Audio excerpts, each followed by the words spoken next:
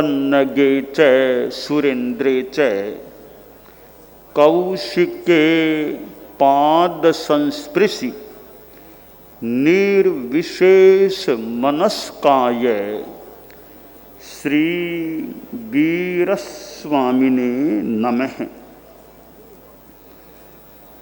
आर्हत वाङ्मय में कहा गया है, दानान सिद्धम अभयपयानम सच्चेषु या अणवज्जं वयन्ति तवेषु या उत्तम बंभचेरम लोगुत्तमे समणेनाय पुत्ते।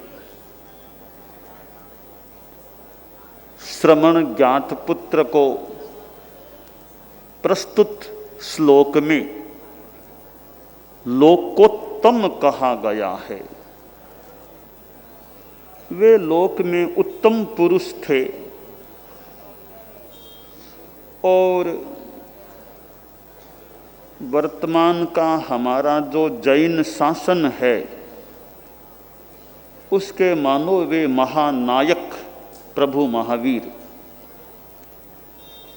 हमारी जैन शासन में जो साधना पद्धति, साधु साध्वी, श्रावक श्राविका, संघ, यह सारा भगवान महावीर के शासन के मानो मोटा मोटी रूप में अंतर्गत है।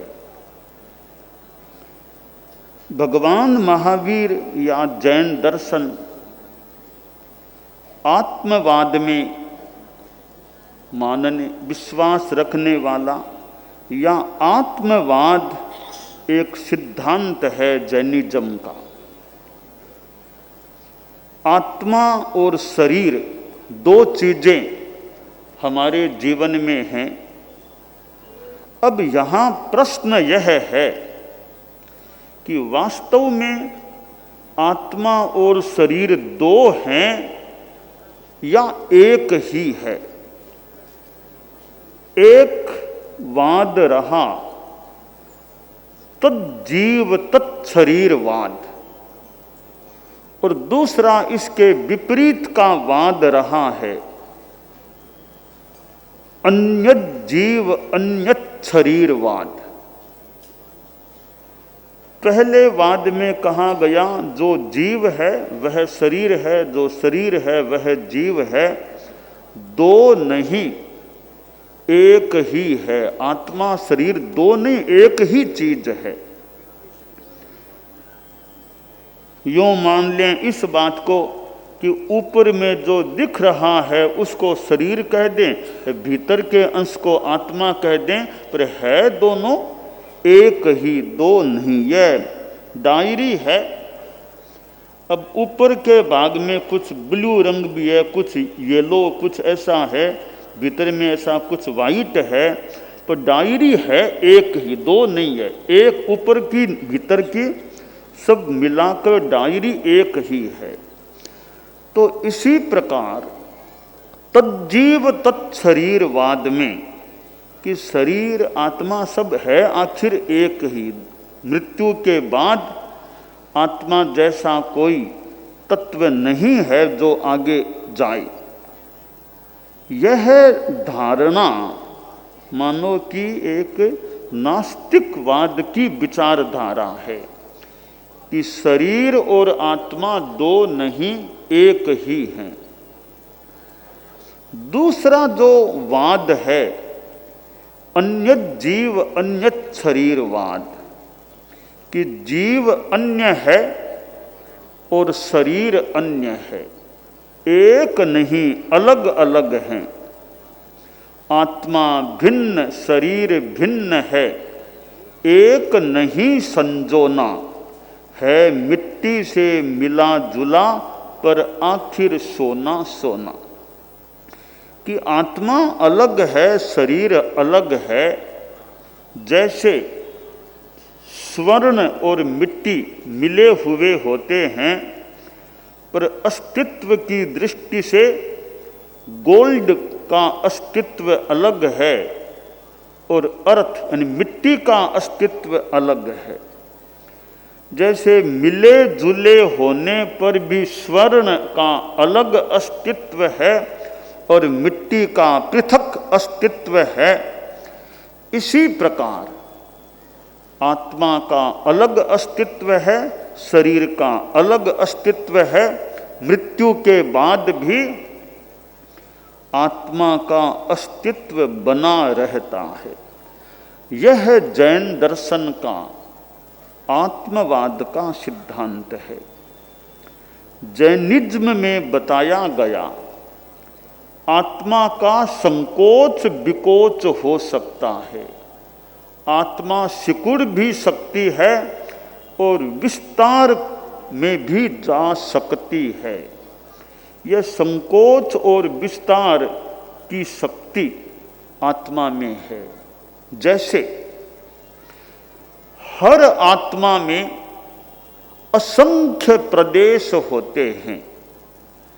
अगर किसी भी जीव की आत्मा वो समुद्घात की प्रक्रिया अगर हो, पूरे लोक में फैल सकती है।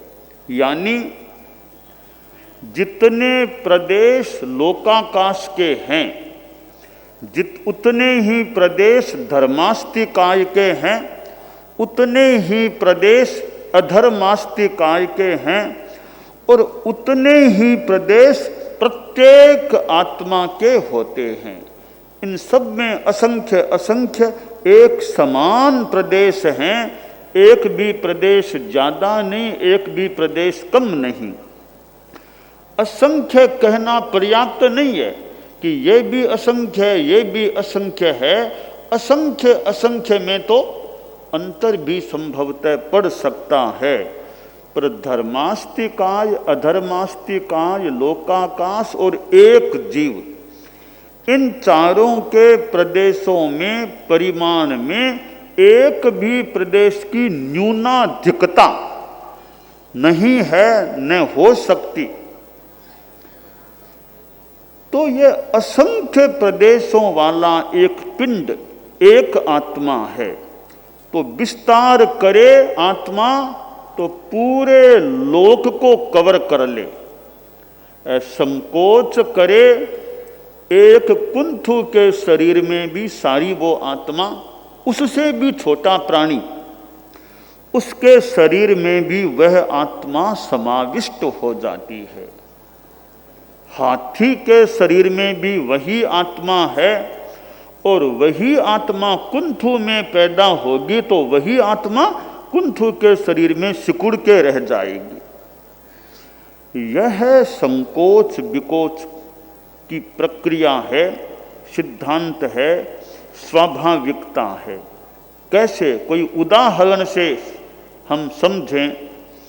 एक दीपक जल रहा है, उस दीपक के ऊपर एक छोटा सा कटोरा डाल दिया, दीपक को ढक दिया। अब दीपक का प्रकाश उस कटोरे के भीतर भीतर है, बाहर नहीं फैल रहा है। अब उस छोटे से कटोरे को उठा करके एक बड़ा कुंडा, हमारे संत लोग कुंडों को काम लेते हैं, एक बड़ा कुंडा उस पर डाल दो। अब वह दिए का प्रकाश इतने बड़े कुंडे तक की सीमा में फैल जाएगा। अब कुंडे को हटा दो तो पूरे कमरे में और बाहर भी उसका प्रकाश जा सकेगा। यानी जितना स्थान मिलता है उतने में वह प्रकाश फैल जाता है। इसी प्रकार आत्मा को जितना बड़ा शरीर मिलता है उसकी सीमा में यथा व्यवस्था वह आत्मा अपने प्रदेशों को, अपने आप को मानो फैला लेती है। यह कोई स्वाभाविक स्थिति है, प्रक्रिया है। तो आत्मा कोई छोटी नहीं, कोई बड़ी नहीं, प्रदेश एक समान है। जितने प्रदेश मेरी आत्मा के हैं उतने ही प्रदेश आप सबकी आत्मा के भी हैं। बस जिस आत्मा को जितना वो अवकाश मिलता है उतने में वह आत्मा फैल जाती है। जैनिज्म में पुनर्जन्म का सिद्धांत है और भी अन्यत्र भी यह सिद्धांत मान्य है।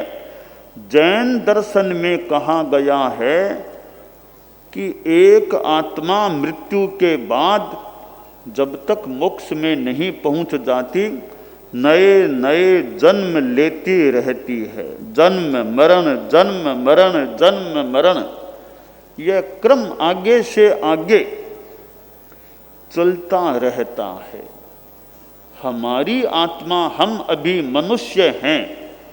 अब इस जन्म से पहले हम कहीं थे, भले हम में से कोई इससे पिछले जन्म में भी, ठीक अनंतर पिछले जन्म में भी कोई इंसान रहा हो, केवल ही जाने।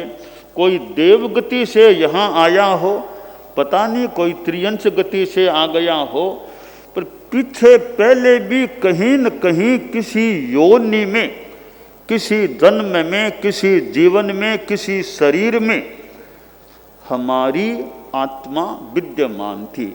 उससे पहले के चलते जाओ चलते जाओ चलते जाओ, किसी न किसी जन्म में या अंतराल गति में हमारी आत्मा रही थी और आगे भी कहीं न कहीं आत्मा रहने वाली है।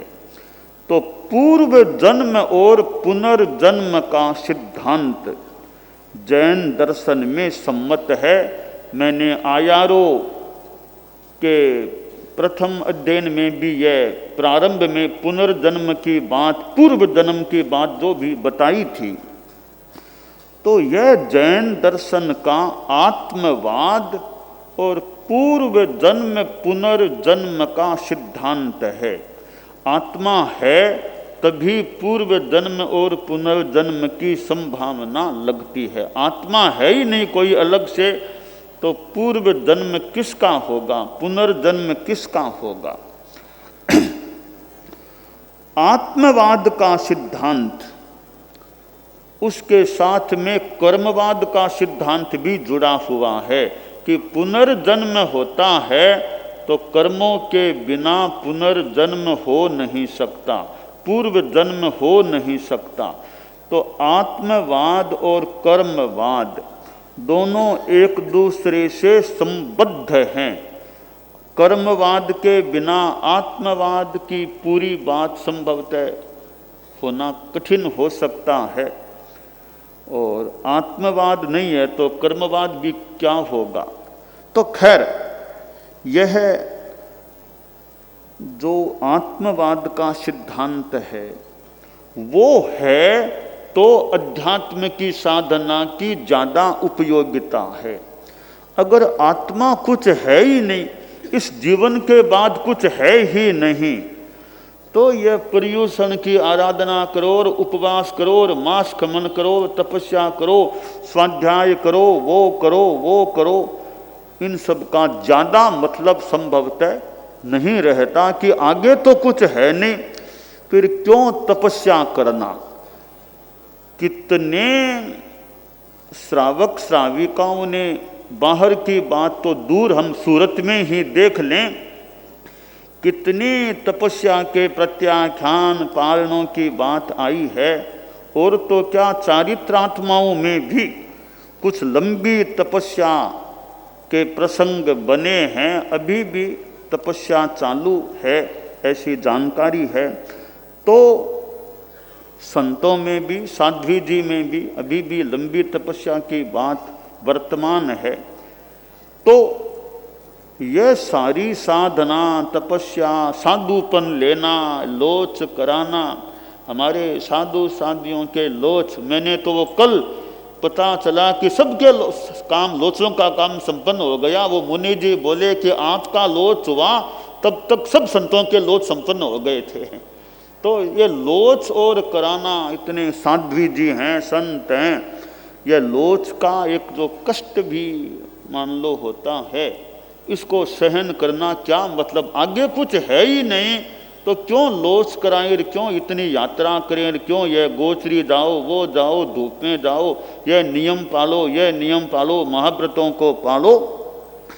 इन सब का तभी ज़्यादा महत्व है जब आत्मा नाम का कोई तत्व है, कर्मवाद है, मोक्ष है, पूर्व जन्म पुनर्जन्म का सिद्धांत है, तब इस सारी सामान्य की साधना का मूल्य है। वरना मेरी दृष्टि में विशेष कोई मूल्य नहीं है। बिना आत्मा के बिना कर्मवाद के कोई साधुपन लेने का उनका विशेष कोई महत्व प्रतीत नहीं होता। अब हम पर्युषण की आराधना में संलग्न हुए हैं और एक वर्ष में यह अष्टांगिक हमारा महोत्सव आध्यात्मिक कार्यक्रम आता है। 7 दिन और फिर भगवती संवत्सरी और फिर वह खमद खामना का दिन, उसको 9वां दिन भले मान लें। मूल 8 अष्टांगिक यह पर्युषण कार्यक्रम तो एक सुंदर उपक्रम है कि एक वर्ष में कम से कम 8 दिन तो विशेष साधना कर लो। रोज तो विशेष साधना न भी कर सकें, 12 महीना तो रोज हर कोई विशेष साधना करे न करे, कम से कम 8 दिन तो विशेष रूपेण धर्म की अध्यात्म की आराधना साधना कर लो। तो नवरात्र में 9 दिन की वो कुछ होती है, इस्लाम में रोजे और वो कुछ क्रम, तो हमारे जैनिज्म में यह पर्युषण है।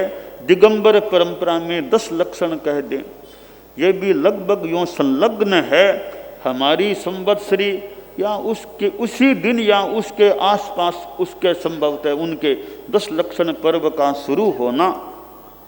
तो यूँ ये जो हमारे यहाँ पर्युषण का पर्वाराधन होता है वह अध्यात्म की धर्म की दृष्टि से एक सुंदर व्यवस्था है। भगवती संवत्सरी तो एक बहुत ऊंचा दिन है, उससे पूर्ववर्ती ये 7 दिन हैं जो पर्युषण करना। हम आत्मा के आसपास रहने का, यूँ तो जितना ज़्यादा साधु का तो जीवन ही मानो धर्म अध्यात्म के लिए अर्पित होना चाहिए होता है, और गृहस्थों का इतना ज़्यादा अर्पण धर्म अध्यात्म के प्रति न हो, रोजमर्रे में थोड़ा थोड़ा करें, तो पर्युषण में तो ज़्यादा समर्पण भाव के साथ धर्म की आराधना, त्याग, तपस्या, प्रवचन श्रवण, प्रतिक्रमण आदि आदि के द्वारा आत्मा को भावित करने का प्रयास होना चाहिए। तो आज पर्युषण पर्व का यह प्रथम दिन है, और प्रथम दिन अभी हमारे कई पदासीन चारित्रात्माओं के तीनों के ही वक्तव्य गीत जो भी हुए और भी साध्वी जी का हुआ, तो पर्युषण के समय एक महत्वपूर्ण प्रस्तुतियों का अवसर होता है। और इतना हमारा साधु साध्वी समागम, इधर समणी जी इधर मुमुक्षु और इतने श्रावक श्राविकाएं और जो भी इतनों की सभा का होना कितना एक महत्वपूर्ण अवसर है। इतने संत मुनिराज, इतने साध्वी जी और यहाँ विराजमान होते हैं, और हम बैठते हैं, कुछ बात बताते हैं, प्रवचन होता है और वक्ता बोलने वाले बोलते हैं। तो यह एक धर्म की आराधना का कुछ दिशा निर्देश देने वाला उपक्रम भी हो सकता है, और बड़े शांत भाव से इतने सामायिक श्रावक श्राविकाएं इस प्रकार सामायिक में स्थित होते हैं, मानो धर्म साकार हो जाता है, धर्म मूर्तिमान सा साक्षात मानव इस रूप में हो जाता है। तो हम पर्युषण में भगवान महावीर के संदर्भ में भी कुछ बताया करते हैं। वर्तमान अवसर्पिणी के इस भरतक जम्बूद्वीप के भरतक क्षेत्र में जो 6 अरों की काल चक्र की जो व्यवस्था है, इस काल चक्र में इस अवसर्पिणी काल के यानी अर्ध काल चक्र में 24 तीर्थंकर हुए हैं। प्रथम तीर्थंकर भगवान ऋषभ हुए हैं और अंतिम यानी 24वें तीर्थंकर भगवान महावीर हुए हैं, जिन्हें वर्धमान भी कहा जाता है, और भी कुछ नाम हैं। तो भगवान महावीर का यह जीवन तो है ही। हम भगवान महावीर के कुछ पूर्व भवों की भी चर्चा पर्युषण में किया करते हैं, और पूर्व भव उनमें हम देखते हैं भगवान महावीर की आत्मा ने भी कैसे यात्रा की है, कैसे उन्होंने कहाँ कहाँ जन्म लिए हैं। सारे भवों का तो वर्णन यानी अनंत जन्म लिए हैं, आसाधना न हो तो तीर्थंकर भगवान भी बताने के लिए विराजें तो भगवान महावीर के अनंत जन्मों पर प्रवचन करना संभव है। उनके लिए भी नामुमकिन है कि सारे जन्म भगवान महावीर के कोई प्रवचन में व्याख्यात कर दें, एक एक भी बता दें, यह भी नामुमकिन बात। तो परम प्रभु तीर्थंकर भी किसी के सारे जन्मों का वर्णन कर दें, एक एक एक एक एक एक यूं, ये उसको मैं असंभव ही कहना चाहूँगा। तो हम तो खैर छोटे लोग हैं, तीर्थंकरों की तुलना में बोने हैं, कुछ साधारण हैं, तो हमारी तो औकात भी क्या है कि भगवान महावीर के सारे जन्मों का हम वर्णन कर सकें।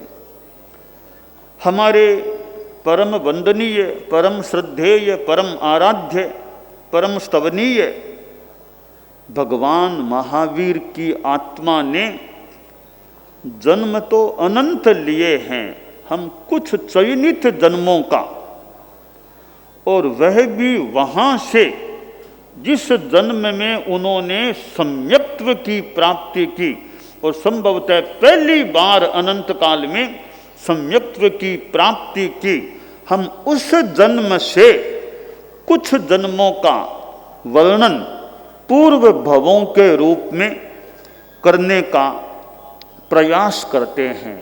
और उन जन्मों के वर्णन से भी हमें जानकारियां भी मिल सकती है, और उसके साथ साथ कुछ आध्यात्मिक, धार्मिक, व्यावहारिक जो भी प्रेरणा भी दी जा सकती है, ली जा सकती है।